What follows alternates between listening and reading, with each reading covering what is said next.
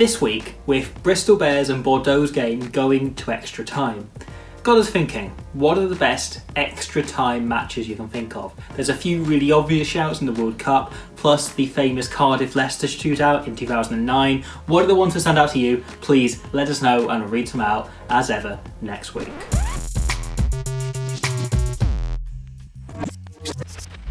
So that's the obvious place to start, with the European quarterfinals from this weekend. Within the Challenge Cup, we had Toulon beating Leicester, but we also had, in a quite incredible game, Bristol Bears and Bordeaux finished 20-all after full time. However, despite a really sterling finish attempt by one of Bordeaux's replacement props, Bristol ran away with that second half, of that extra time period. It was a hugely impressive performance by the Bears as they managed to kind of pull through and make a European final. So they've got a lot to play for, with the Premiership resuming next week and the final on the 17th. And in the Big Cup, in the Champions Cup, Exeter also made a first ever European final. It's worth noting, when Toulouse, their opposition this weekend, who they managed to put away despite Toulouse playing some really nice rugby and having Cheslin Colby, when Toulouse played their first and won the first Heineken Cup final, Exeter that week won the Devon Cup and were playing in the 4th division. So it's an incredible rise under Rob Baxter. They've come an incredibly far way and will play Racing, who finally managed to put an end to Saracens' tyranny as they knocked the defending champions out, with Finn Russell creating, and Phil Vakatawa very much involved as well, creating a fantastic try for Juan off with just 4 minutes to go, leaving the defending champions left out in the cold, to go and play in the championship, do a kind of reverse Exeter. It was then a phenomenally exciting weekend in South Africa as rugby finally returned, meaning we actually have rugby on in most countries now. Yes! Yes! So we had the Stormers beating the Lions and the Bulls putting in a pretty impressive performance to see them past the Sharks. And also in South Africa, this week, Rassie Erasmus and Jock Nijbeer took part in their Springboks schoolyard draft as they live selected the teams as you would in a playground to play in next weekend's Springbok Challenge, where the Springbok Gold will play the Springbok Green, which honestly I genuinely absolutely can't wait for, and it should be a hell of a game next weekend. This weekend also marks the start of the new Pro 14 season, and it feels like it's been such a long time since Leinster won the last season that they'll probably just have to go out and do it again. They start their campaign against the Dragons on Friday night. And the season then continues. We had the fixture list this week, now includes Monday night games, so there's a lot to look forward to in the Pro 14, as you may well see just here.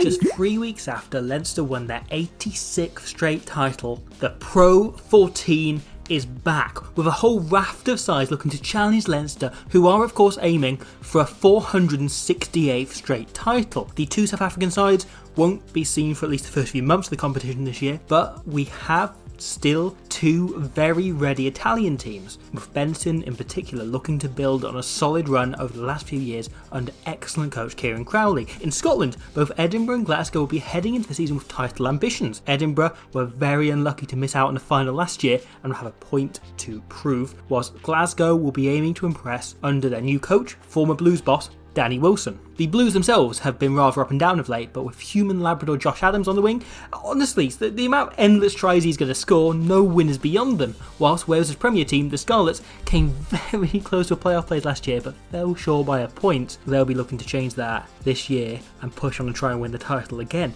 And speaking of change, both the Ospreys and Dragons are entering new, far more optimistic eras, and I can't wait to see how they go. I mean, there's a chance the Ospreys might even win 2 games this year. All 3 Irish teams, meanwhile, are largely, as was, playoff contenders with the same coaches and similar squads, ready to push Leinster all the way and see if they can prevent them winning a 2,439th title in a row.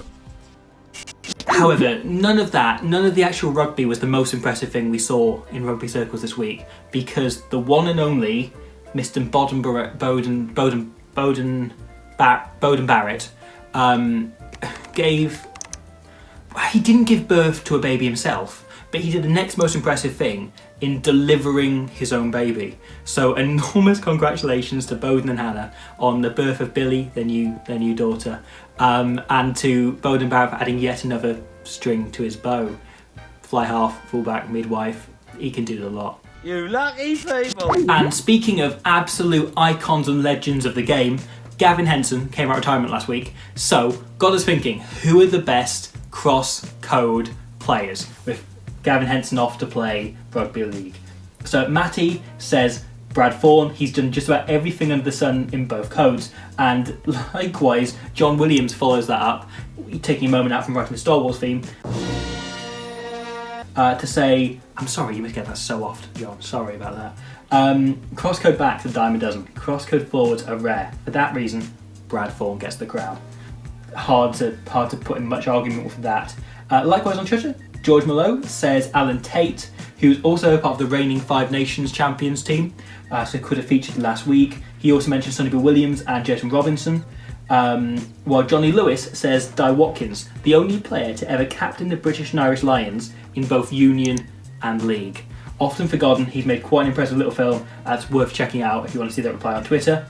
Paul Rowlands sticks for another Welsh player in Jonathan Davis, Jiffy himself, who was of course phenomenal in both codes. More recently, Star Leo says Semi Andrandra, who we saw really star for Bristol at the weekend. He's alright. Semi Andrandra. He's solid. Scott Quinnell at Wigan says the WRU 286. Marpe started off his career in League. There's a few more, sort of Quade Cooper, James O'Connor would play both codes as kids. We have Jason Robinson comes up quite a few times, and I'll say it again because he deserves another mention. Jason Robinson. Chris Ashton. No one's mentioned Chris Ashton, but I would have mentioned Chris Ashton. Chris Ashton played Rugby League, came over to Rugby Union, and was really good at both. So I think that brings us through wonderfully, with lots of people saying Brad Thorne and enough people saying Jason Robinson, another week of the feed.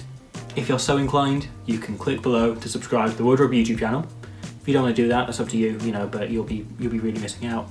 Otherwise, please send us your favourite extra time matches, and I'll see you next week for more of the feed.